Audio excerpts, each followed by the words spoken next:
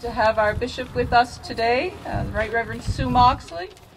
And I want to thank her for coming to share this event with us, as well as a parish event later on today.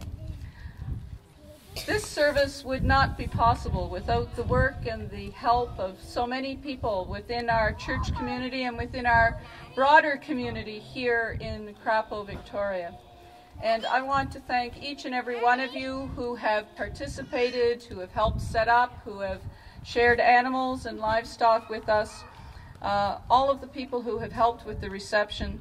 So many of you have made this day what it is already, a great success that God shines on. Special thank you to Sheldon and Marilyn Myers. We always give you a bit of a start, and you start cleaning the warehouse when we come for Rogation, but then we added a bishop, and I know that added some extra stress. So we thank Sheldon and Marilyn most particularly for being here today. Part of this. Rogation Sunday's been part of our tradition for a long time, but a lot of places got out of the habit of having the service. When Margaret invited me to come, I don't know that she knew what I would do for a sermon, so I hope you're ready for this. This is a sermon with a refrain, and you have to sing the refrain. So if you take your booklet and turn to page 10, you'll find the hymn that we're going to sing, the whole hymn, towards the end of the service. But the refrain is just the first four lines.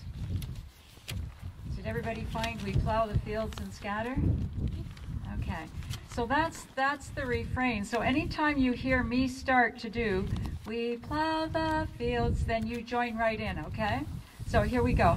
We plow the fields and scatter the good seed on the land, and it is fed and watered by God's almighty hand. The end.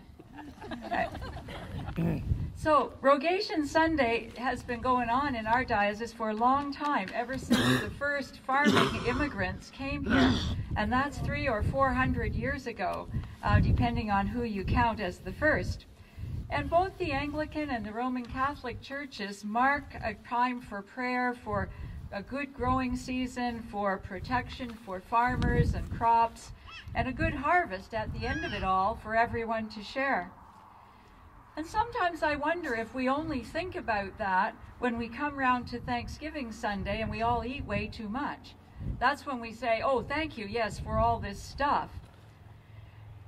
But I am afraid, too, that we might have done just what the writer of Deuteronomy warned against. I think that we've forgotten the beauty and the goodness of our lands and our seas, and we've lost our sense of thanksgiving.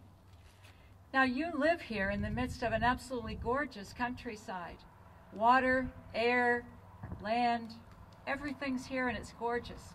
I came up over that field of dandelions there, and I thought, that's absolutely amazing, field of dandelions. And the reason it looks all the more amazing to me this year is because I spent 3 weeks this winter in Tanzania, which has its own beauty, but it also has incredible drought.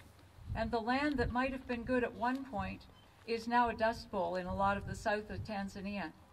So it takes going away sometimes and coming back to remember how beautiful the place is that God has given us as our home